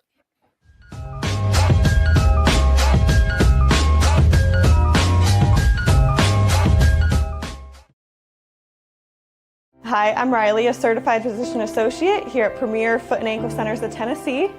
We have a couple locations, Murfreesboro, McMinnville, as well as Franklin.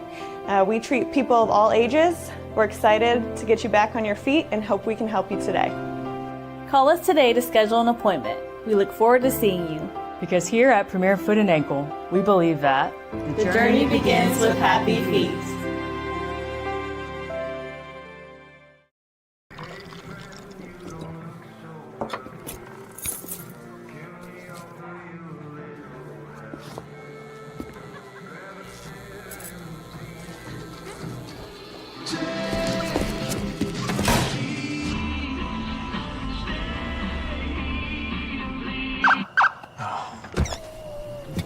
You're seeing the signs too, right? What signs? Whether you're an athlete or a weekend warrior, when it comes to your performance, don't settle for anything less than excellence. We're proud to announce that Mid-Tennessee Bone and Joint Clinic is now Tennessee Orthopedic Alliance of Columbia, where we are redefining sports medicine and orthopedics. Tennessee Orthopedic Alliance's team of expert sports medicine physicians understands the unique demands of your body.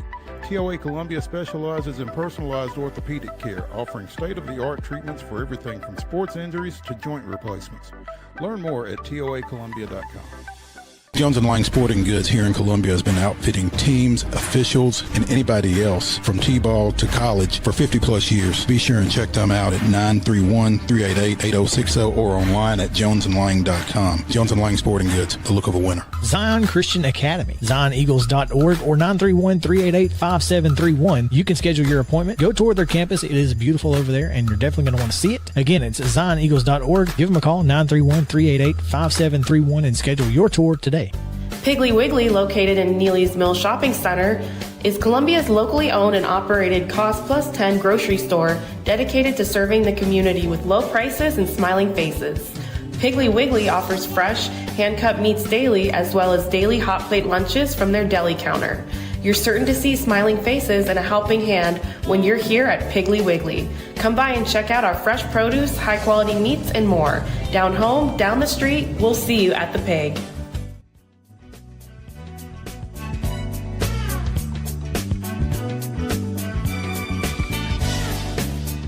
The Monday Mirror continues here on Main Street Sports Today, presented by the Tennessee Orthopedic Alliance of Columbia. That's Wade Neely. I'm Maurice Patton. November 1st, Norfolk State at Delaware State. Buckle up, baby. There we go. Big MEAC matchup there. Pleased to have with us now from the Tennessee Secondary School Athletic Association, Emily Crowell, as we talk a little girls flag football. Emily, thanks for joining us, first of all. What is your title? I'm one of our assistant executive directors, and thanks for having me today. No, absolutely. And you are pretty much the point person for girls flag, as Mark Reeves assured us when we had him on a couple of weeks ago, and we were trying to kind of delve into that reign. He said, no, you need to talk to Emily. So we are talking to Emily. I know that Williamson County and Metro Nashville are starting play this week, Emily, specifically on Wednesday. Those two are kind of playing a crossover schedule here through March. Do you know who else locally and across the state is getting cranked up? Is anybody else going this early? I think this might be the earliest. This week is the earliest I've heard for the spring, but I know Rutherford County is going to get going soon. We've got some a little north of here in Sumner, so kind of all over, and then west and east as well. We've got stuff happening this spring. But this is the earliest because it's spring sports aren't bad enough as it is. We got to get outside for girls flag before February even gets gone. But it's an exciting time. As you know, I was able to speak with you for a little bit out at the wrestling tournament this past weekend about this. Tennessee last April became the 10th state nationally to sanction girls flag football, and it just kind of continues this state's efforts to, recognize female athletes, it feels like. Yeah, definitely. I think maybe in the early years we were not as known for advancing girls sport. I'm glad that we're there now. With girls wrestling, you and I think talked a little bit about that. But yeah, thrilled that we have girls flag football coming on. I think there's 15 states now that have sanctioned it, and it looks like a lot more are coming. So glad to be leading that charge. Emily, I want to ask, kind of from the initial announcement to kind of where we sit today, what else has changed in terms of getting things ready for this first rollout here? Yeah, well, it's kind of exploded more so than I ever thought it was. I was telling Maurice when we sanctioned last April, we only had 36 schools that were participating, and I was hoping by this point we would have about 72. we actually have 156. So it exploded far more than I thought it would, but that's a great thing. We've seen it, in every part of the state. So from my perspective, what we've been doing is just kind of doing some initial classification, putting the schools into districts geographically, just so they can set up their games. And then we will have a postseason invitational, which is a part of our emerging sport philosophy now, is that we'll have an invitational and see how it goes. And then hopefully our board will look at a state championship for the sport. Emily, I also got to ask, were you can tell the truth here. Were you happy or a little upset that maybe you were not featured in the Super Bowl commercial when the NFL, I thought it was so neat that, you mentioned now we're up to 15 out of 50 states, but the NFL with a commercial during the Super Bowl, which was one of the better ones, I think, over the course of the broadcast. It was really neat that they're making such a push to try and get it as a viable varsity sport in 50 states now. Absolutely. I was so pleased to see that commercial. I agree. I think it was one of the better ones that ran. Yeah, it's great. The NFL has been so supportive and has really been on the forefront of pushing it in all of the states, even states that don't have an NFL market. So that's been good to see. But yeah, just that's amazing. That's not something we would have seen, when I was in high school. So it's great to see women's sports in general just getting the recognition that it deserves. Emily Crowell of the TSSAA joining us here on Main Street Sports today, presented by the Tennessee Orthopedic Alliance of Columbia. Emily, what would you attribute that boom in 1 year to? Was it just that people were waiting for it to become sanctioned, or was that what it took to kind of get it in front of some folks, or in 1 year to blow up like that? What do you think? Yeah, it's interesting because we're trying to look at who's playing, and it's kind of a mixture of everybody. Like we're seeing kids that aren't playing any other sport come out and try out flag football. We're seeing kids that are playing all different other sports. So there's not really any segment of the high school population that it's necessarily pointing to. But I think overall it just shows like girls have always had an interest in football. I mean, we've grown up watching tackle football, and it's so much a part of society that I think girls are just jumping at the chance to be able to play for themselves. When you're talking to these schools about how this is evolving, Emily, are the kids driving this? Are the athletic departments driving this? How is this coming about? Are a bunch of girls like Shanghaiing coaches and saying, hey, we want to play football and we want you to coach it? Or how is that coming about? I think that's definitely happening in some cases, that you just have a lot of enthusiasm from the girls themselves, but it's a mixture. In some schools, the tackle football coach has gotten on board and is really excited to be able to work with the girls and teach them the sport. So it's kind of a mixture, but we've definitely seen girls being very enthusiastic. I know in talking to some, they're having 90 or 100 girls try out, which is a lot, obviously. So they're having to cut down. It's almost like an NFL roster that you're cutting down before the season. And I know that, when you've got a sport just getting started like that, you really don't want to be in the business of turning kids away. Right. I think we've got some JV programs, though, that have already popped up. So that's always a great sign for growth of the sport.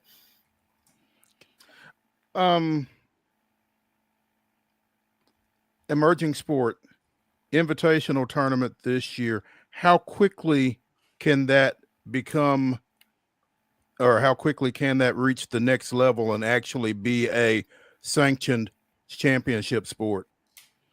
Yeah, well, we wrote emerging sport into the bylaws at the same time last year because we just needed a little guidance on how to add new sports. And so the way it was written was that when the staff felt that the growth was enough and that we could put on a state championship, in addition to the board thinking that the growth geographically was enough, that they would consider a state championship. So I am very optimistic that our board will look at that in June and hopefully sanction, well, not sanction, just put on a state championship for 2026 is my hope.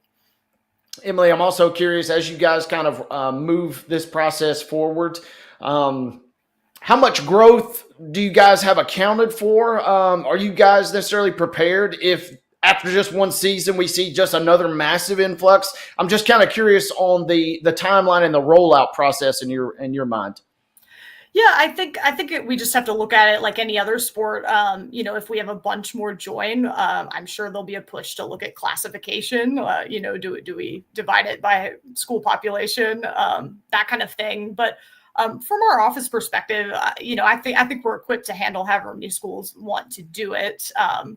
It's just exciting. The NFHS is working on a rule book that will come out next year, so there'll be some changes to it, but it's just kind of a fun time for us, and we're all learning as we go. And then I'm seeing 16 districts already kind of drawn up. I'm assuming that was just pretty much geographically put together there. It sounds like there is room to kind of make adjustments on the fly as we continue to kind of grow. Is that correct? Yes, that's correct. That was us just initially kind of drawing where they are on a map. But yeah, I think as we get more, I could definitely see us having more than one classification. Emily, I'm trying to pull up those classifications real quick because I've got a question that I think I need to ask you, relative to girls wrestling, where it's not Division I and Division II, it's just girls wrestling. Do you anticipate it being that way for girls flag football as well? Because I don't know. It looks like Silverdale is playing in the Chattanooga area, but I don't know that there are a lot of independent programs playing or set to play girls flag at this point. We haven't seen that yet. I'm still hopeful some of those private schools will jump on. But yeah, initially I think we'll definitely it will just be one division. They won't be divided public and private, until that becomes necessary. Okay. All right.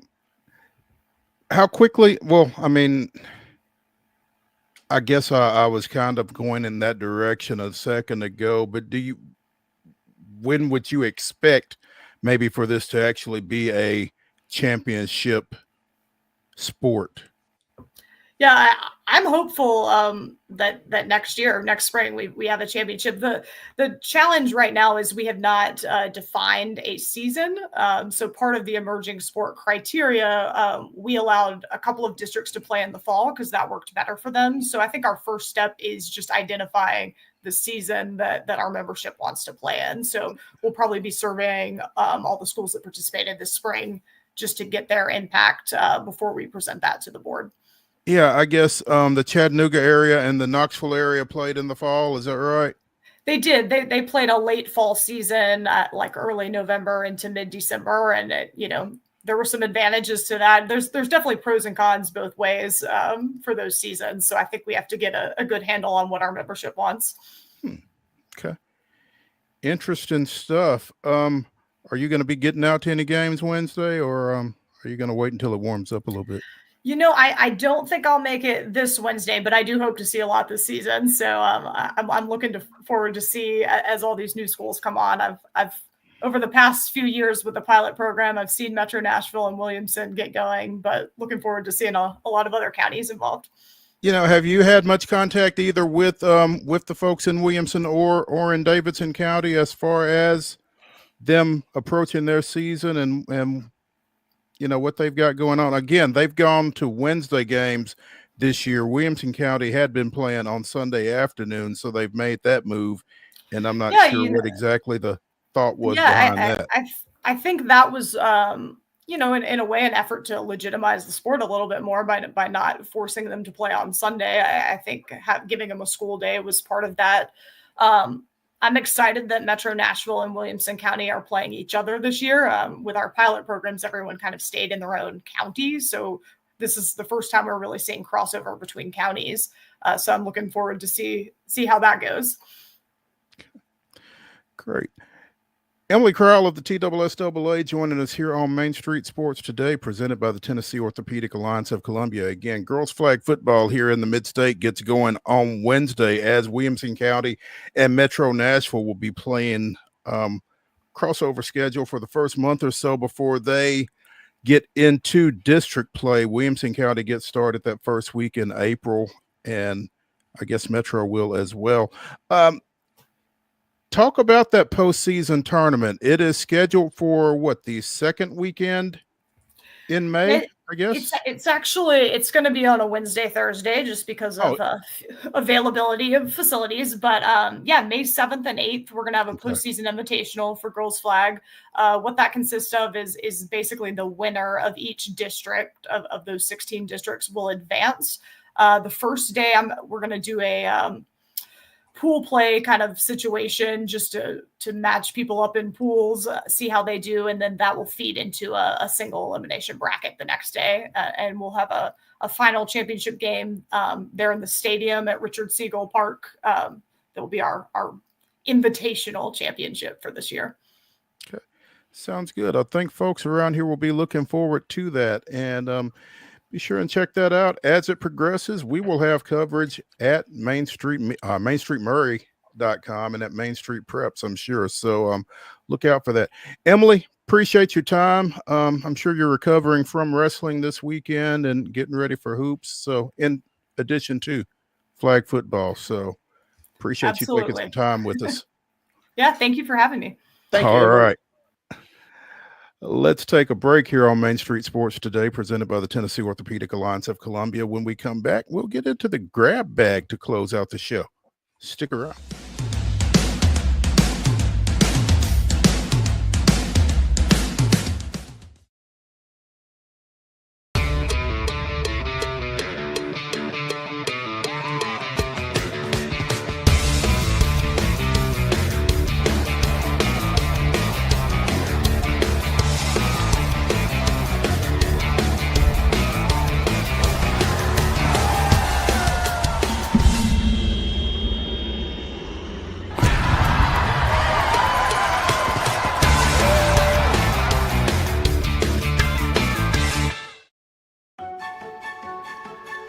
So, you want to be a part of the Busy Bee team, huh? Well, how do you see yourself fitting into the organization? Oh, I get it. You want to be a weather bee.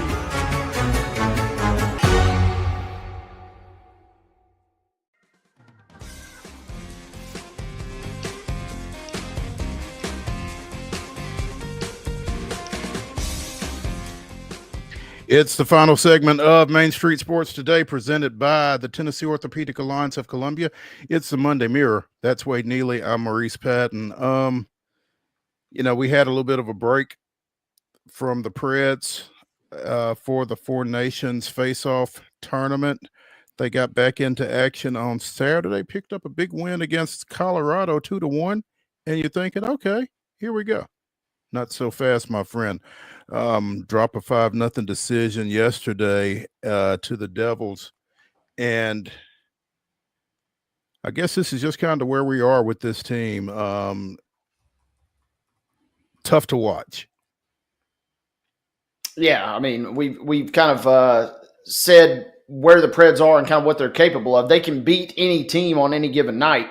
The Devils are one of the top teams. Colorado is certainly kind of on an upward trend, but they're not necessarily maybe McKinnon just had a little rust in his boots from celebrating a little too hard after Canada's victories. Maybe what you can chalk that up to, because, yeah, they did not look great yesterday. And MoneyPuck.com currently has the Preds projected for third lowest points, along with some familiar company, the Sharks and the Blackhawks. So, this is kind of what you're going to be subjected to. Still got the trade deadline coming up in about another, 10 days, 2 weeks, give or take. And so Nashville using maybe this next couple of weeks to determine what, if any, moves kind of need to be done, not just for this season, obviously, but kind of going forward, because, it's kind of up and down, to say the least. Up and down, mostly down, and it doesn't get any easier. You've got the Panthers coming in tomorrow night, one of the top teams in the Eastern Conference, and then you've got the Jets coming in on Thursday night, the top team in the Western Conference. So, again, doesn't get any easier. Yeah, I mean, the main thing is going to be, if I'm Barry Trotz and I'm kind of in the management team of Nashville, you kind of have a firm grasp on, where they have a 0.2% chance on Money Puck to make the playoffs. I mean, you could pretty much throw that out the window. On the other hand, they have a 9% chance of getting the top pick in the NHL draft. So maybe you go the other direction. We obviously talk a lot about tanking in the NBA, and we've talked about it in the NFL.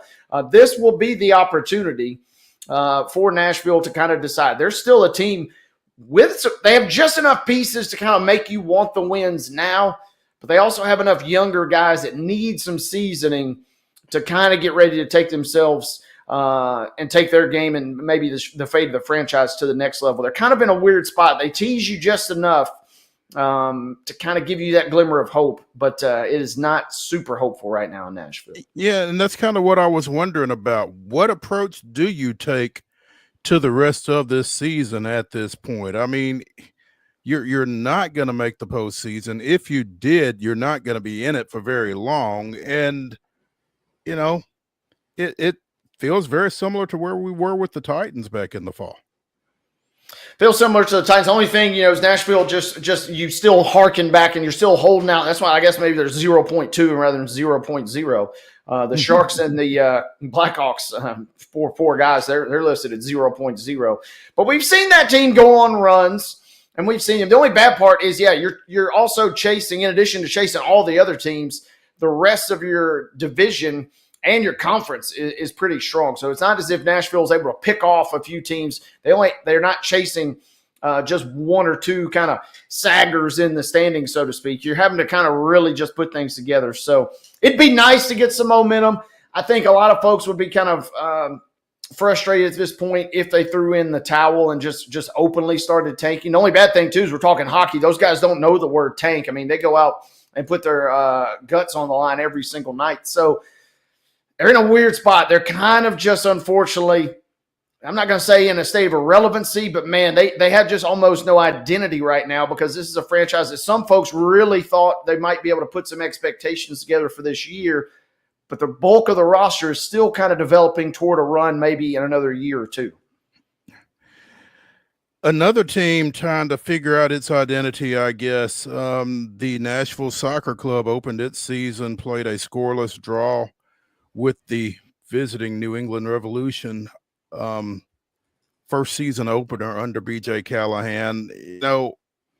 Wade, you don't want to draw any conclusions from one game, but what do you feel like the feel is around this team that, obviously struggled last year to the point that they had a midseason coaching change? Yeah, and it's two different tales here because the good news is I think if you're Nashville Soccer, and I'm going to be covering NSC a little bit more this season for Main Street Nashville, so I'll be able to bring, a little bit more in depth as we get on. But Saturday, tale of two seasons. 0-0 last year. Not going to say you could set your watch by it, but under Gary Smith, that was kind of the baseline. They weren't going to give up a lot of goals. They weren't going to score a lot. However, Saturday night, even though you came away 0-0, Nashville dominated possession. There were large stretches of creative and attacking play. They weren't settling for the draw. In many regards, they were kind of snake-bitten. In many regards, they were kind of unlucky to have the draw. So if nothing else, on a cold kind of Saturday night at Geodis, props to those that did make it out to the home opener. It was a little more optimistic, if there were ever such a way to be optimistic about a goalless draw. There was much more optimism about the effort and the kind of inspiredness, if you will, from what we saw Saturday than in what we had seen this time last year. Now, the question is, what will match number 2 look like, right? I mean, because this is a team that is not in a league that has some superstars, obviously, and has some teams like Cincinnati and some others that have really just built these powerhouse teams. It's going to be up to Nashville to kind of find and forge their identity. And it seems like they're hitching their wagons to offensive play. Things to be positive. It is not as grim as that score might look from Saturday night, which is kind of refreshing for Nashville. Well, again, coming off the season that they're coming off of, you're looking for any positive you can find. Heading to New York, taking on the Red Bulls Saturday. And I don't know, again, going back to the Preds, I don't know that things get any easier for NSC with that trip. May not get any easier, but a chance to get their first, road trip out of the year, and a chance to see if it felt like they were snake bit. Had a couple opportunities that were really should have been converted, and so I'm holding out optimism in that regard. They made the other thing for Nashville, and hearkening back to Gary Smith, there were not a lot of matches home or away that they ever got blown out, and we've talked about it a time or two. Under Callahan, they're going to, under it's Coach Callahan, right? Yeah, under BJ. Spelled differently. That's what threw me off a little bit there from the other guy in Nashville. They're going to attack a little bit more. They're going to press a little more. So don't freak out if they perhaps lose a match, 4-1 or 4-2. Mm-hmm. But also don't freak out because, under Gary Smith, they were kind of playing a little more lifeless in terms of offense. They're going to maybe yield a little bit more goals. But the thought is maybe outscore your opposition rather than maybe just get lucky and try and grab a win or hang on for a draw. What you're saying basically is there was more of a play not to lose, maybe feel around the Gary Smith teams? Yeah, and that's just a function of the two coaches. Gary Smith, old crotchety British guy coming in, playing that old crotchety British style of football, right? Trying to, like you said, not lose. You want to defend home, and you want to make sure you don't lose at home. You want to at least grab a point if at all possible. But that kind of also developed into an ugly kind of aura, I guess, if you will, that kind of embodied who Nashville became. There's a difference between playing solid defense and not wanting to yield up a goal, but also not putting any resources into attacking play whatsoever. Callahan's kind of trying to navigate a little bit of both. Obviously, would like to keep as many clean sheets as possible, but would love to get the offensive production going. A lot of optimism for that one, even though it was 0-0 Saturday. Here we go. As we mentioned, and real quick, they didn't have a couple of key guys in there. Schaffelberg didn't play. That was the big one, and Acosta was out too. So, get those guys back in, and then we'll really see what they can do this weekend. Okay. Athletes Unlimited entering its final week of play at Nashville Municipal Auditorium this week. They had their draft earlier today for the final week, and they play Thursday, Saturday, and Sunday this week. 5 o'clock and 7:30 on Thursday. It will be Team Bradford and Team Sims in the 5 o'clock game, Team Segrist and Team Harris in the 7:30 game. On Saturday, they play at 3 and 5:30. Make note of that. 3 and 5:30 Saturday. Team Harris, Team Sims in the early game, Team Bradford, Team Segrist in the late game. And then on Sunday, it's also 3 and 5:30. Harris and Bradford early, Sims and Segrist late. Thursday's games can be seen on FanDuel Sports and on the WNBA app. Friday's game, the early game, I'm sorry, not Friday. Saturday's 3 o'clock game will be on ESPN Plus. The 5:30 game will be on FanDuel and on the WNBA app. On Sunday, the early game will be on FanDuel and the app. The late game will be on ESPN Plus, and we will repeat all this as we get closer to game time, but wanted to make you aware again, this is the final week for AU in Nashville, and it seems to have gone over really well, and I've got to get down there. And Thursday night is going to be the night that you want to talk about some potential records falling. We Back Pat night. They already sold out of their initial allotment of shirts for Saturday or for Thursday night. On a couple week run where we just talked about the Tennessee Summit and the expansion and the WNBA possibly coming to Nashville. They're going to celebrate We Back Pat night, and they already breezed through those. You had to pick them up by Valentine's Day. And they were already sold out well before that deadline. So a chance on Thursday to really maybe go for the gusto in terms of their attendance, which has already been phenomenal as we've discussed on this show. Yeah, absolutely. Trying to get to this week's rosters and having a tough time. The AU website, not the most fan friendly, but anyway, Strike that from the record. yeah. During this PSA here. Yeah. Hey, Thursday, Saturday, Sunday, the final 3 days of AU pro basketball here in Nashville. Again, be sure and get out and go check them out. Wade, I know you were kind of out of town and out of reach a little bit, but wherever you were, you probably heard the New York Yankees have gotten rid of their facial hair ban. Yeah, I mean, the obvious thing is what took them so long. It feels like the Yankees have given up, right? They lose the World Series in embarrassing fashion, and now the only thing that they had going for them, they've now turned their back on. Yeah, you know what's funny is a number of folks kind of took them to task for that. It's like you guys were holding the line on this. Why now? Yeah. So Don Mattingly, I mean, come on. I mean, what are we doing here? The Yankees feel like they've lost all relevancy at this point with this. We're not used to them getting embarrassed with simple fielding mistakes in the World Series, and now all of a sudden they've kind of cost themselves with the one thing that they had going for them. It feels like they kind of shortchanging themselves as a franchise a little bit. Yeah, I mean, this is something that you just never expected them to change on, and I'm not real sure what it felt like. It was time. I can see it, but again, it feels like you're the Yankees. Facial hair policy has been in place since '76. It's been attributed largely to George Steinbrenner's military background, but they've forced a number of folks to obviously shave and that kind of thing since they've joined the organization. It's a facial hair thing. It's a hairstyle thing as well. I mean, Oscar Gamble had to cut his afro back in the mid-70s.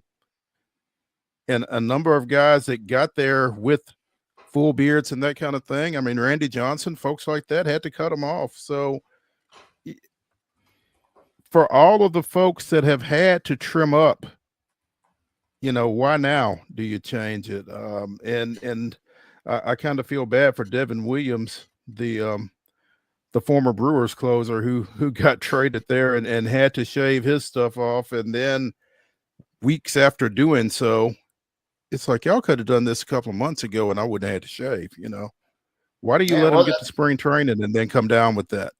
Yeah, that's interesting, right? Supposedly he's the guy that really kind of, I find this part fascinating. He's the guy that goes to Steinbrenner and goes to Cashman to kind of discuss the rule. But I'm also like you. I'm like, hey, man, that's great. You finally listened to me and you finally changed the rule. I could have, learned that. We could have done that after the fact before I freaking went out and shaved here. I mean, we're now robbed too, right? One of the great Simpsons episodes, like I said, of all time is when Don Mattingly, gets overlooked because of his sideburns here. So, I mean, we're rewriting history here in a bad way for the Yankees. They're no longer, we already kind of knew it, but they're officially no longer the evil empire at this point. Well, depends on who you ask. I think they still kind of hold that title in Boston and probably some other places. But yeah, it does kind of feel like they've been a little defanged, maybe, if nothing else. So, yeah, you can grow a beard if you're a Yankee now. So, and again, I don't know if this prevented anybody from signing with the Yankees or anything like that, but I guess it kind of puts them on a level playing field with everybody else to some degree. Yeah, and hey, I'm not a conspiracy theory guy, but I'm a connect the dots guy, and it'll be interesting. I'm over here practically Googling who are the 2026 free agents because the Yankees got something up their sleeve. They didn't just do this out of nowhere just because they got embarrassed in the World Series. It's not as if the facial hair policy is all of a sudden going to make you try and compete against the Dodgers all of a sudden, unless, maybe there's somebody that they got their eyes on for next year. Who just happens to have a beard. Yeah. I smell what you're cooking there, Rock. Tony Clark the head of the Major League Baseball Players Association, and Rob Manfred, the commissioner of Major League Baseball, probably won't be exchanging Christmas cards. Kind of went at Manfred for his negativity toward baseball in terms of the potential for a lockout here soon. When the commissioner suggests openly that the expectation is a work stoppage and that a lockout is the new norm or should be considered as much, that's going to lend itself to some conversation, even though we're a year and a half, 2 years away from the expiration of the agreement. We'll continue to talk about it openly too. It'll be an environment where the game seems to be moving forward positively while the other side keeps interjecting negativity into the conversation, but we'll navigate it accordingly. Manfred recently said that a lockout can be a positive, which I can see where Tony Clark and other folks might take exception to that. I mean, when folks don't get to that kind of thing, what's positive about that? So, yeah. A lot of people have problems with Manfred for a lot of different reasons, and this just seems like it would add to it probably. So yeah, I mean, I get what Manfred's saying, but you kind of never want to say that publicly. You never kind of want to hear that as a fan or anybody else.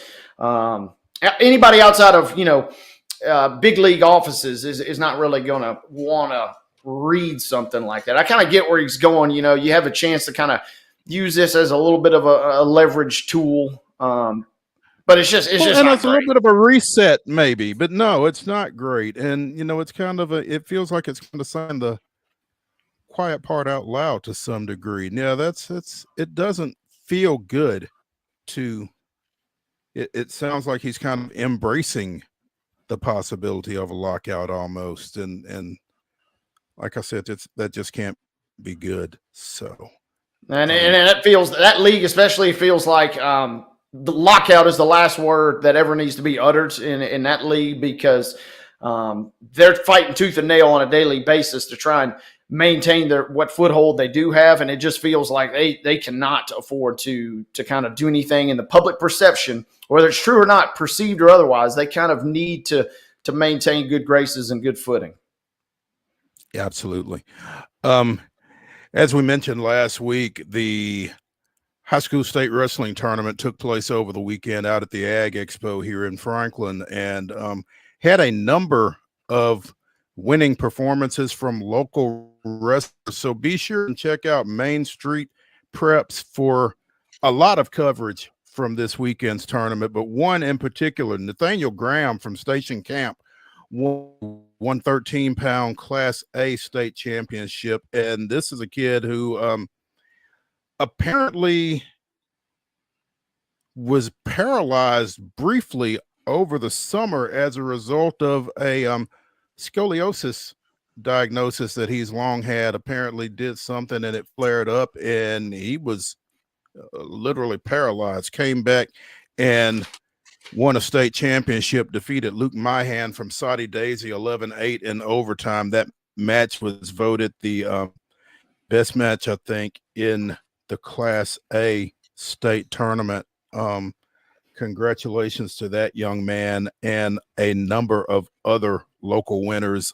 Summit Braden Leach, who is a UT Chattanooga signee, was named outstanding wrestler in Class AA after winning his second consecutive state championship. He won at 157, 3 pins and a tech fall for his championship run there. So again, a lot of coverage of the state tournament at Main Street, mainstreetpreps.com, a lot at Main Street Murray as well.